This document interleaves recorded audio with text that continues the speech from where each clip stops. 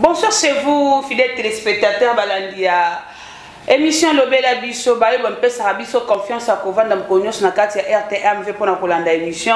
Lobela Biso nazana esenwa ko bete bozali ebele liboso litonduke pour na kolanda aujourd'hui 6 avril 2023 na mboka na biso wa pezali journée ba pesi baiki mbangiste pour na ko reconnaître quand même combat ya papa Simo to bengaka papa o to benga biso nyonso papa baiki mbangiste lelo bazali ko observer journée fériée to pe République démocratique du Congo mo bazali bazali na férié pour reconnaître le combat ya papa Simo Kimbangu na ndenge ya bundela kimboka na biso na ndenge ya bundaki pour la kosenga indépendance na mboka na biso to reconnaître kaka Lumumba te to reconnaître kaka bayo baleka msute mais to reconnaître peu bravo ya papa Simo Kimbangu et le gouvernement avec le président Félix Tshisekedi ba trouver qui bon pour reconnaître journée à 6 avril ya mokolo ya lelo mais est-ce que c'était important pour le moment de vivre biloko avec tant de jours ya férié to na mboka na biso est-ce que singela ko ça Moussous, nous allons le savoir avec notre invité qui est sur ce plateau. Toyambi pour Nabino Ndeko, les combattants Pati Tumba, l'Ignoko Yatembe, tant Nabino Nyoko Yatembe, Bana IDPS va reconnaître hier, l'Ignoko Yatembe, c'est qu'une de Pati Tumba. Tu sais que dit c'est à miniature, on se limite là. C'est avec lui qu'on va parler, on va faire l'analyse. Il y a question politique et en beau cannabis sur le Benao et tali processus électoral. Pourquoi pas parler concernant aussi loi sur la congolité ou loi UDPS. Comme il est membre de l'IDPS, cadre de l'IDPS, il est mieux placé à pour répondre biso na ba question aux populations etindela ki biso pour na proposer tant on annoncer que toko ya mandeko linyoko ya tembe mwana mboka mbote na yo. Mbote madame mbote bandeko nyonso bazolanda biso en direct na émission na biso ba équipe politique. Na sia vraiment toko manyola pe toko pesa ba précision na makambo ebelo e chaka bulu eketo cacophonie na mutu ya ba compatriotes congolais.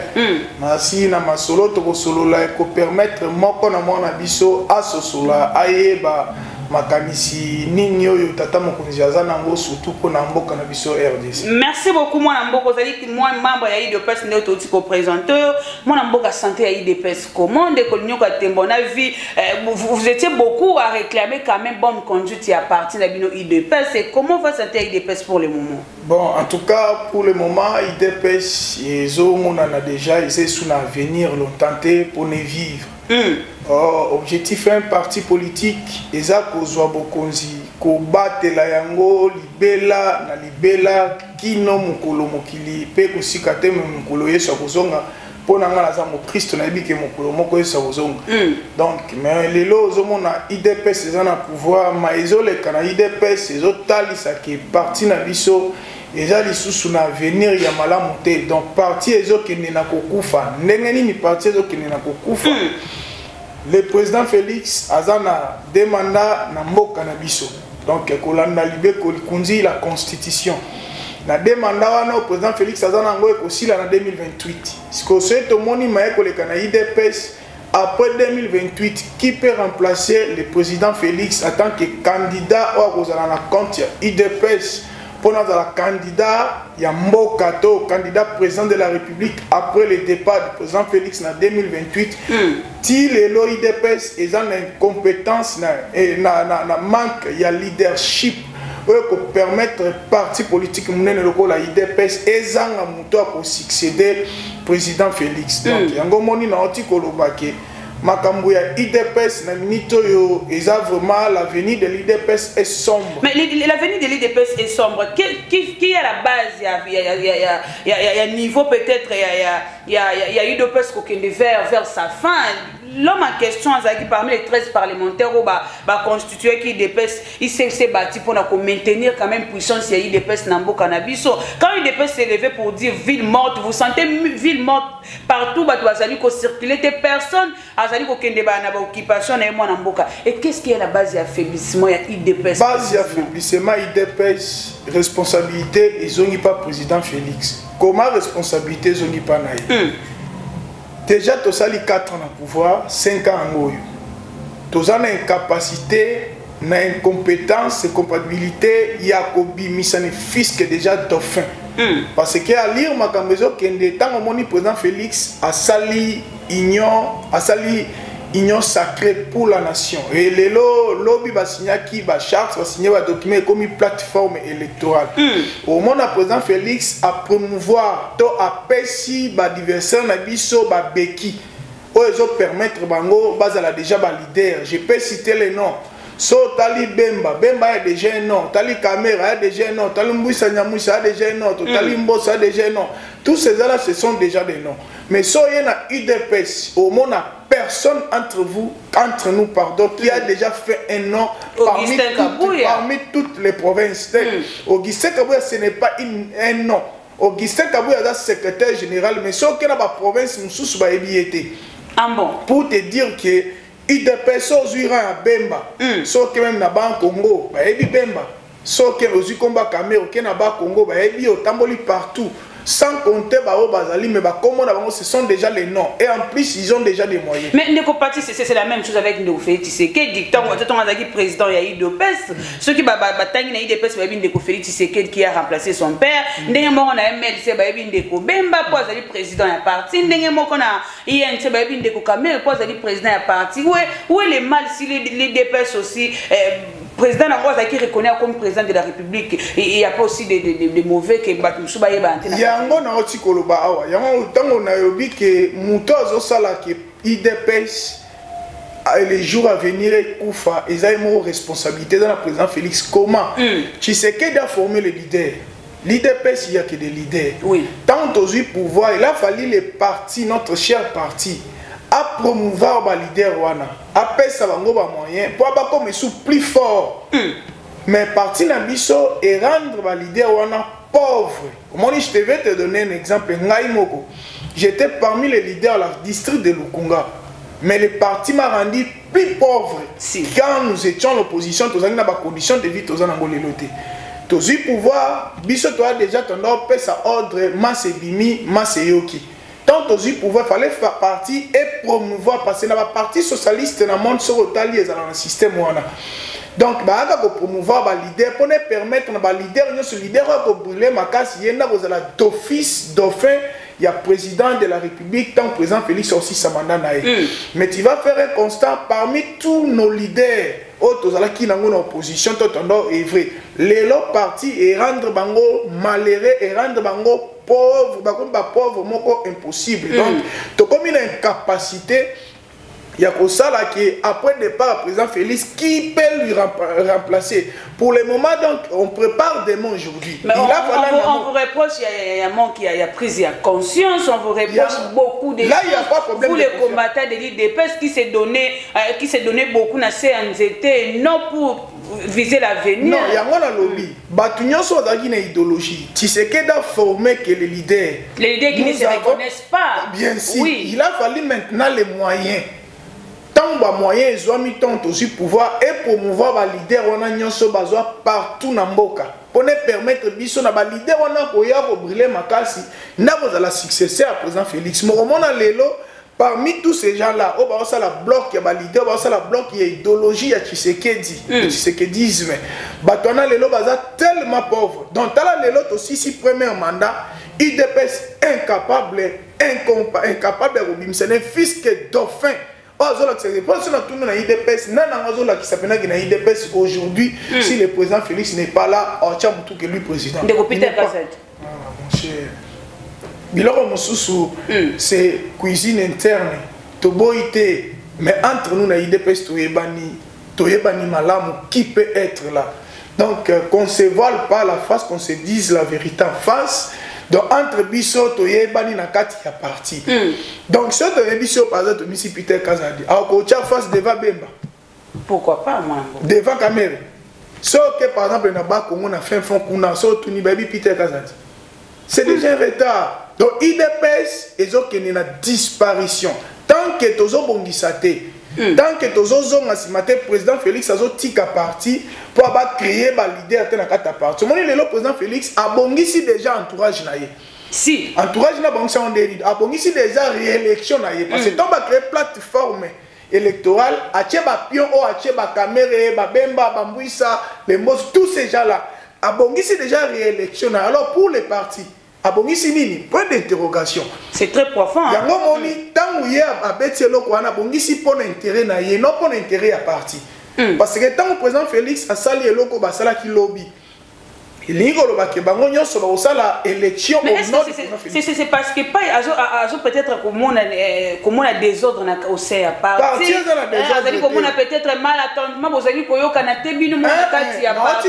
Yango peut-être à se retirer pour donner confiance aux autres personnes. Auparavant on a ndolo ba gestion Kabuya na Kabund ezalaki mabe. Bazalaki na mission que le président Félix a postulé indépendant. Tant on a depuis 2019 tous le pouvoir dans le bélo quoi. On a ça la mission dans le bango. Banda côté melanga yo le kuta président Félix a postulé au nom de l'IDPS le kuta. Et le sika baza. Fallait pas les gâter l'état que président parti on est déjà prophétisé makambo et kopisani. Et après sous le logo na autolo. Moi na leki na mission na chaque fois nous ça l'émission dans le bélo makambo. Parce que ceux qui to bongi cité, to sali ke baté. Bomba date à les 6, IDPS après président Félix, IDPS et Kokoufa, et disparaître. Pourquoi? Bao bazala qui na idéologie. Biso bao tozan na idéologie à Sphinx. Il a fallu partir et promouvoir biso pour toyer baneni to ça la succession se passer un parti politique sur le pouvoir et non pour na éthique à yango. Parce qu'on a système président Félix a même biso na nenga IDPS comme si tu concevoir pouvoir donc il sera longwe toza na candidaté oya pour remplacer donc eza koboma IDPS pe koboma l'idéologie ya Tshisekedi mais ndeko Tshisekedi a miniature n'était l'union qu'on a terminé c'est quand même quelqu'un qui a vécu avec Etienne Tshisekedi le père. Vous avez quand même son idéologie, vous savez quand même sa passion pour son parti. Ce qu'on a fait sa solution, on a fait sa idée pour ramener les partis vers les bons chemins pour maintenir, pour concevoir le pouvoir nabino au IDPS après plus de 37 ans dans l'opposition. Solution Liboso dépend du président de la République. Quand on associe les alliés, maman, mboka et bongaka na ba voisin te. Mboka et bongaka na bana ya nini ya ndako. Pas un agenda parce que quand même quelque chose pour soutenir Félix, il n'y a pas un souci là comme président de la République. Ben manomement. Donc tous ces gens-là au baillé pour soutenir le président Félix, bah on peut la moutouna on va poser que biso peut être président de la République. Or biso IDPS le rôle à tozui, il faut to concevoir yango. Après président Félix Zara Moutanani IDPS. Si on a conservation pouvoir na biso IDPS to concevoir président Félix, il a abandonné les partis. Donc, à tiki parti, la gestion des autres na ndenge nango tozomona. Donc, tozo prévoir au cas où il y a Zate en 2028, qui peut lui remplacer. Si quand même, et là, on a fait les ongles la président Félix. Il a fallu appeler ça, Moni Kabila, dans un pouvoir. Kabila a créé les leaders dans toutes nos provinces. Les autres, on a IDPS, dans la province Équateur, tout a IDPS, leader na Binonan. Tout a IDPS, dans la province, il y a Nord Bangi. Leader à Bangonan, tout na IDPS, na province ya ba Congo, leader à Bangonan, tout na IDPS, na province ya Bandundu, Grand Bandundu, Maïndombe, ba province, tout na IDPS au leader, mais Kabila, il créait les leaders, il les a donné les moyens pour les leaders, on les permettre, bango, ba tia ba combo, pour la province, na bango, et bien, ah, ça leader, province, la leader, est-ce que ba Rosangana, ba bimisi mutumo, quoi, qu'on représenter. Le chef de l'État n'a pas, pour quitter question IDPS, toujours actualité, comme le chef de l'État, Zalina, il a beaucoup de choses, hein, c'est quelqu'un qui gère un grand pays. Gouverner, ça veut dire prévoir. Donc, il est le président de la République. Ayebi, mission un parti politique, parce que fille membre d'un parti politique, IDP Tshisekedi. Donc, biloko nyoso tuano biso totoloba, ayebi yango malamu, yango zomona, biso tozo senga ba Tshisekediste. Yango mona lobaka nyonso naza Tshisekedi da miniati. Tozo senga na présidence de bonne conscience. Baye batokota lisanga to solola to bongisa makambu pona lobby na biso parti kufate. Po batu nyonso baza na idéologie ya père. Tant bo éloigner bango, bazui eloko tete. Bavandi bazeli président Félix asisi mandat. parce que ceux qui président c'est ça fait 6 mandats besoin on a candidat président de la République parce que battre ce temps bazan une idéologie papa pour pesi ba moyen té bozu battu ya sika pour pesi ba moyen au bazan idéologie té parce que tant comme en 2028 après 2028 battu on va continuer à liste to baotika vous comprenez ce que IDPS c'est koufi parce que mutolo ngai na bundi makasi nazaki leader na opposition j'étais important tant aux pouvoir tout ça moins important parce que tant comme en 2028 parce que jusqu'à preuve du contraire ma maison le IDPS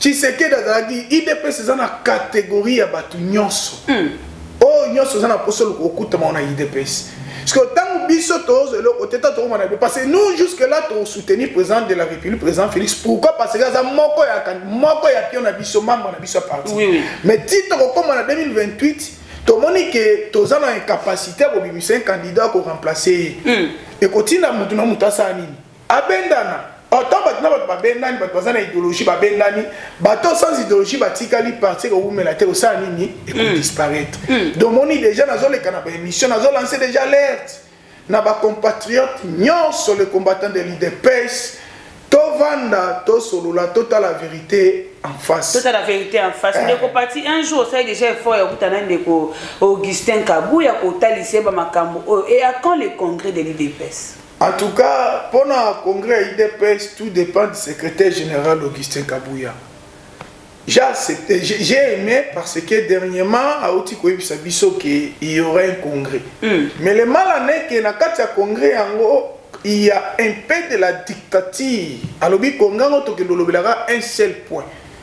Point en haut, il y a intérieurement, il y a candidature, il y a président Félix. Or, IDPS, il y a un problème. Na personnel exemple, il y a un président Moko à se proclamer dans la Ligue des jeunes à Miss Makutano. Alexis déjà âge à la président de la Ligue des jeunes. Mais Lélo, il s'est dit que c'est moi je suis président de la Ligue des jeunes, on a la déclaration, c'est je pas de soutenir. Il a fallu si tu côté na kati ya congrès. Il y a un lobby. Biso za na imika tondi ça plaît alors que le mania ça la vie. Il y a un lobby. Il a fallu si tu côté na congrès, même le président Mani tokota na congrès pour to pour sa âge parce que une statut na biso lobby de 18 ans 35 ans dans la Ligue des jeunes. Au légisi âge dans la Ligue des jeunes. Le président Miss il dépasse déjà l'âge de notre statut dans les textes. Donc il a fallu tokota congrès pour to revoir makambouana. Mais à part ça, et zo senga tokota congrès tant aux qui en opposition statut on to sala kango par rapport au tant aux qui en opposition. Net to sala qui statut wana. Parce que le rôle lelo to comme na pouvoir. Il faut que biso to mekola to changer statut wana ekota ekoma loko la statut to za na pouvoir. Ndozo mona congrès eza obligation pour na biso ba patriote ba combattant nyonso et permettre biso to bongisa statut dans le molango marque opposition to konti sango marque ya nini ya pouvoir. Mais avec na kati ya Congo on pensait que na kati ya Congo beaucoup réconcilier les gens qui sont en conflit notamment de bandeko wankwenda baza libanda CG Kabuya nous a bien dit que le congrès kozala na un seul parce que lui le secrétaire général qui va convoquer le congrès. Donc il y a biso que nous n'aurons qu'un seul point. Et ça va nini président de la République comme candidat président de la République, point barre. Or, ça, ce n'est plus le congrès. Or, le congrès, ils ont ils ont statué sur ma camunion, ils ont simbaté, tant que continue à congrès, bon, ici ma camouyango, pour classer, là, on est là, on a place, on a congrès. Mais d'office, le CG, comme il a décidé, c'est lui le patron. Nous sommes en train d'observer. Il y a un moment où nous avons lancé alerte. Il dépasse la démocratie et non la dictature. Non. Dire que c'est lui le patron, c'est comme si, vous êtes à l'obligation d'accepter. La démocratie, quand nous étions à l'opposition, il a fallu que nous soyons pouvoir changer de statut pour que il dépasse. Merci beaucoup pour tout cas l'actualité. Mais l'IDPS, vous devrez quand même prendre conscience. Un parti et ça plus de 37 à l'opposition. Quelque temps, il y a pouvoir disparaître en tout cas qui sa incompétence nabine qui sa mukolo vision, zaka mukolo vision le quoi que c'est qui na vision. Donc vous devrez prendre conscience. combattant, vaillant combattant, il y a eu des personnes qui il y a eu des personnes qui ont blessures internes, souffrent pour des personnes, vous devez quand même vous réunir, prendre conscience, c'est par le tour dignitable,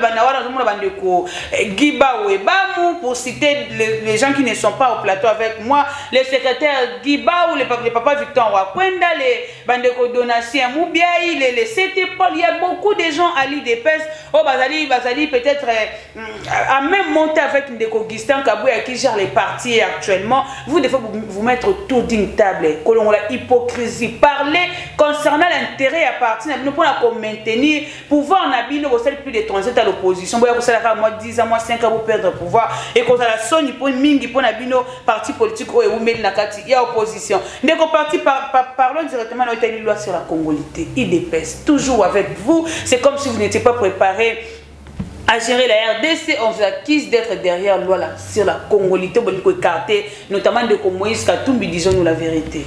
Madame, tant Mobutu a salaka loi na 1972 ou 1974, si j'ai encore une bonne mémoire. Alors, pour être président de la République d'Isaïe, il faut être d'ici, du père, de mère de nationalité zaïroise. IDPS, nous avons créé à cette époque, l'IDPS n'a créé à Maratin, si vous on a une nouvelle constitution. Nous avons une nouvelle constitution. J'en dis qu'on vient pas. Moi, je dis qu'à cette époque, là, tant Mobutu Alobara Bongo, l'étranger va s'arrêter à Congo. Pourquoi on n'a pas créé des problèmes? À part ça, Arnold Schwarzenegger, et si on a la liberté d'expression, est-ce que la démocratie va venir dans le monde, dans les Nations Unies, pour ça, Arnold Schwarzenegger a postulé en tant que président de la République. Si on pas Bango, ce n'était pas mauvais, seulement ici en RDC. Donc les États-Unis vont libérer, dans statut. Liberté. Mais les États-Unis n'est pas la RDC. Pourquoi vous voulez comparer des choses, moi, Namboka? Les pays mis à part, il y a la planète Terre. Les États-Unis sont dans la planète Terre. Ceux qui sont dans la planète Terre, mais c'est que les tomes et la paix en Goana. Ceux qui sont dans la planète ils ont les Katumbi. Ils ont des Momboso. Non, on a qui au botam étranger. Nous avons des vidéos. Nous avons des président Katumbi a clair que papa n'a pêché, lui se vivre à la pêche, papa a qui grec, a qui boya kufa. Yemo Katumbi a ce que les biso congolais ils ont wapi. Au Bozulu wana bolati IDP. Ce n'est pas nous. Les Congolais cette fois-ci ont une conscience. Nous félicitons d'abord les non-députés nationaux. Na musala na bango ba surtout problème ya loi wana. Banque centrale ya Mboka. Quand Katumbi dirigeait avec Kabila, parce que c'est Katumbi qui dirigeait avec Kabila, tous ces gens-là ils dirigeaient avec Kabila. Pourquoi voter la loi de la Banque centrale pour être directeur général de la Banque centrale? Il faut être ici du père et des mères. Mais Katumbi va accepter. Donc, fonction on a président de la République, ni dans le qui. Parce qu'on a Banque centrale, nous avons géré une entité, nous avons un principe Yamakasi Bongo. Mais dans le sommet en Boka, Bozo Boya. Parce que à cette époque-là, Katumbi aussi membre. Il était aussi gouverneur au Katanga, oui.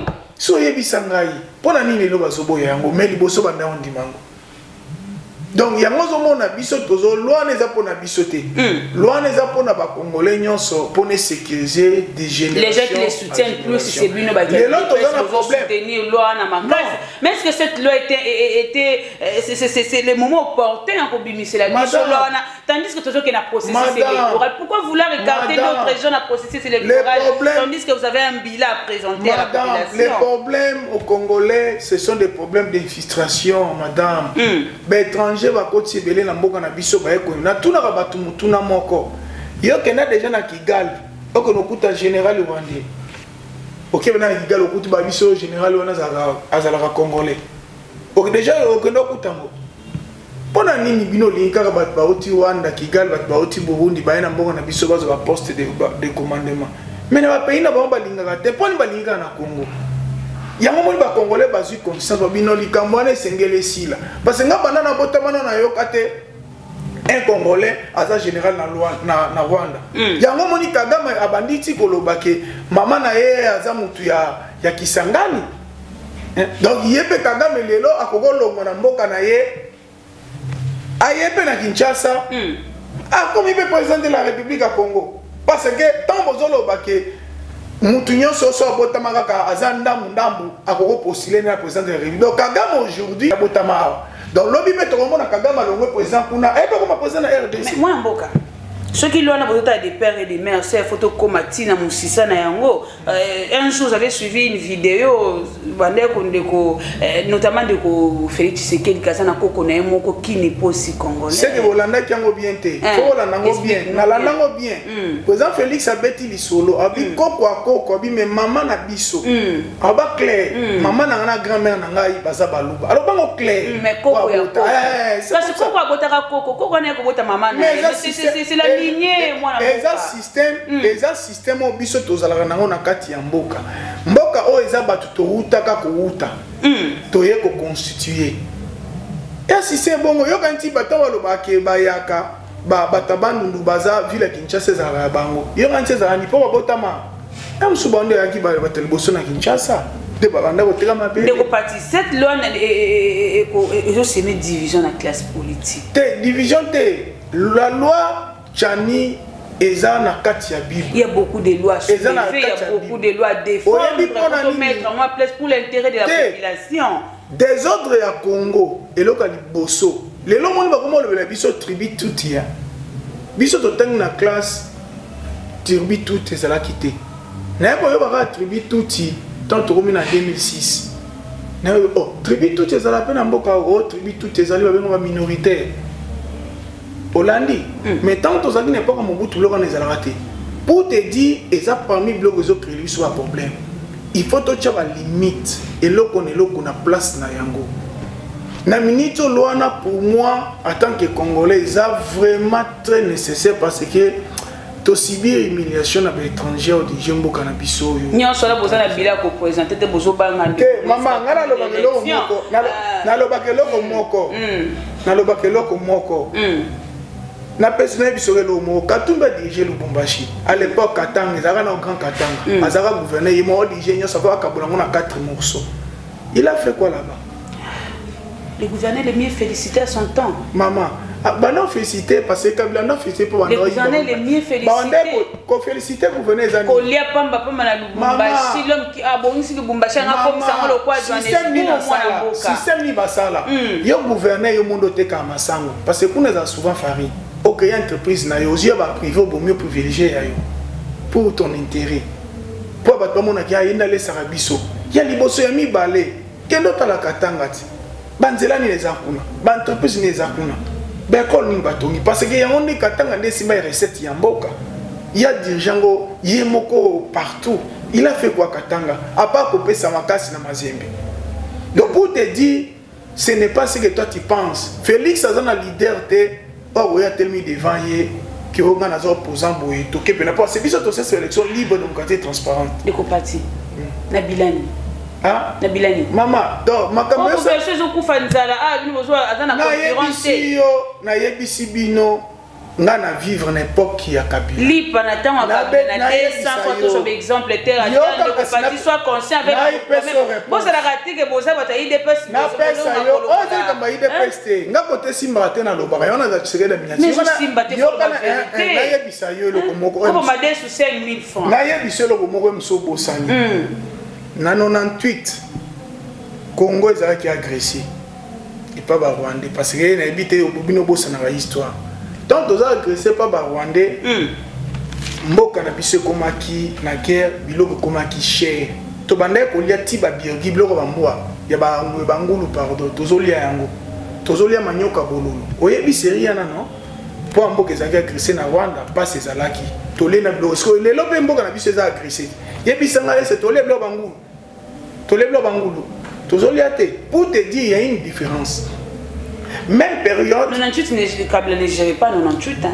Non, moi je parle de 98 ans Kabila Kotaka. Lorsqu'on a tout la gestion, je kasi ya mona yebisi yo. Tout la gestion de Kabila, na gestion fait. Na beti li solo. Na beti li solo pona nini? Pona olakisa yo ke mboka ezalaki na guerre lokola pe lelo mboka eza na guerre. Dekopati. Na population zo kamona nda. Yo yebite mboka na guerre. donc mboka za na guerre bozo ça ba fêtis non mais na personne na guerre bozo voyager ndenge bolingi même pour voyager pour les 200 voyages investisseurs ata moko voyager à président za ko bimisa mboka oyo na bulu yeke mboka na biso ezalaki gérer lokola mboka te mboka na biso ezalaki gérer lokola eloko propriété privée ya mutu lelo mboka ebandi kozonga tala madame biso na époque ya Kabila obeta politique ozoloba te un pays se développe quand il y a déjà un pas de la démocratie lelo Fayulu Matata Ponyo asala marche pe asali marche azongi na ndako na ye biso tono sala ngo obimanga na limité be boum na biso le pays président Félix c'est ça sali un pas mais ba congolais bazo rêver président Félix c'est le président Félix c'est le mot les pays se développent quand il y a la démocratie on y partout au monde quand il y a la démocratie batika ba se manifester librement pas déranger bangoté parce que biso président de Félix a ici batu botiso mta manifester botika c'est déjà là qui ndeko parti tout na 10 ministres na lobby ndeko tient dans leur bunda le peuple d'abord hein votre slogan. Mais on dirait beaucoup ça le peuple d'abord. Le peuple d'abord, c'était pas les ventres d'abord. Oui, le peuple d'abord.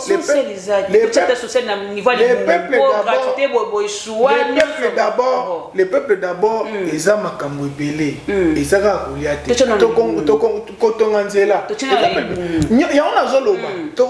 Le peuple d'abord est centralisé dans makambo belé. Yo zolo bato chali na personnel biso swelo mususu. Ville province à Kinshasa. Aba entreprise de pisanga opérateur économique ni Congolo yebi. Tangela ngai. Omo neska Kabila bomamboka o. Tangela ngata mo. Osala ya bino. Tende ko sali kadma ko ni bozozo nsarande ko Kabila na histoire. Échec na bino osala na kombo Kabila. Ceux qui to émission de 18 ans 4 ans obiso to sali c'est déjà un acquis. Na ko ba do peso de exemple. Kabila laissait fonctionnaire de l'État un salaire à 20 000 francs congolais. Lélo, pour te dire pour ton information, enseignant mon côté na Congo a un salaire à 750 000. Natoni. Quelque chose, en français, mieux vaut payer que rien. Ndeko parti ko kota na Italie. Pour ce to vendre des appareils, il dépasse vraiment mon. Réalité ngwana. Il dépasse. Tobite que président Félix a sali un délai. Mais na muki a sali na 4 ans et l'équipe muta sa 18 ans. Il dépasse mon boulot avec et l'équipe muta sa. Vous avez préparé pour gérer mboka. Il a raison mon ana. Moi na mboka to ben na Italie, l'insécurité de l'Est, il dépasse toujours. Asali suni. RDC moi ata bino moi Congo munene bo memela biso balkanisation avec votre pouvoir actuel qu'on dit mais sous-régional quoi na partie est et mboka na biso déjà l'armée ougandais ba récupérer Boudanga na balingi même pas les on a eu des informations ya bato baza kuna balingi même pas les FARDC baba accéder na carte avant que ça dit début à balkanisation avec votre pouvoir. Si ce n'est pas hier avant-hier tu n'as pas suivi les ministres de la communication mais dans les informations à est. Alors les ministres là bien dit, la bouche autorisée du gouvernement congolais, la FARDC, notre force armée congolaise, a récupéré Makambo, Malembe. Bitumba Est, les bitumba multinationalistes, et ça qui va puissant, parce qu'ils ont imposé loi na bango. Yo zomona Makambo, je pense que les choses va passer la Sabino Makambo, Salamaka.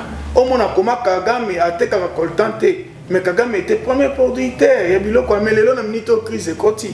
Pour te dire Bitumba Est et Zalaki avoir rien à manger. Dans les occidentaux, ba bomba na simanango. Bref, mususu mona ki ambassadeur en Italie. Akufa wa. Ambassadeur en Italie ba bomba wa. Ubosani. C'est à moi de poser des questions moi. Ya on a dit bobolanda ambassadeur Italie ba bomba ke na Est. Parce que faut tout nous dire que non sani. Yo vandi amba moki na est gouvernement évité pour te dire et ça qui va cop mandé au sala va minerie les lolanda procès monda chuchudé tu comprendras vraiment que oui financier na bino ndo comprendre bien que oui makambo ezé finance ka IDPS te wala za wana baloba ngo kaka article ba shada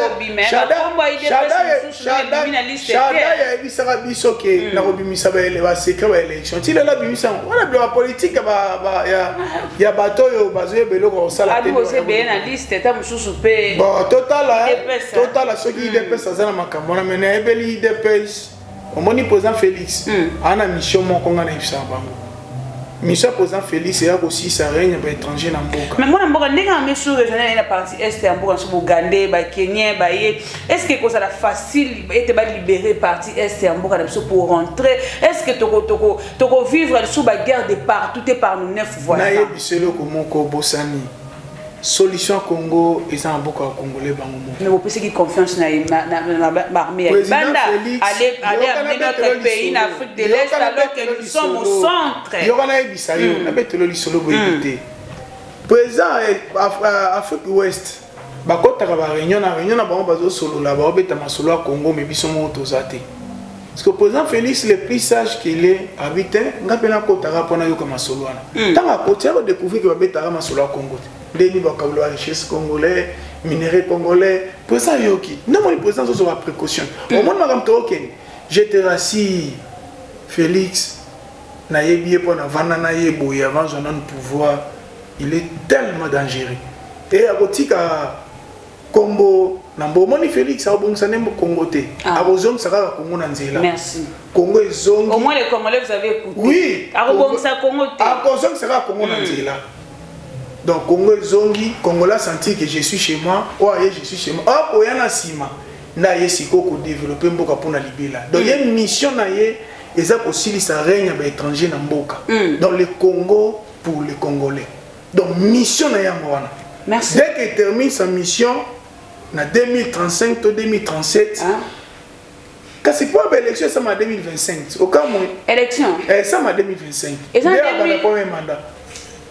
Oh. Bon, Asali. Asali côté. On est à transition, tout ça va tenir sur tout ça la transition. Ah, yo boya. C'est mission nous compliqué na. Kasi wana luka jo musu to sala mission to lobela. Ndeko parti.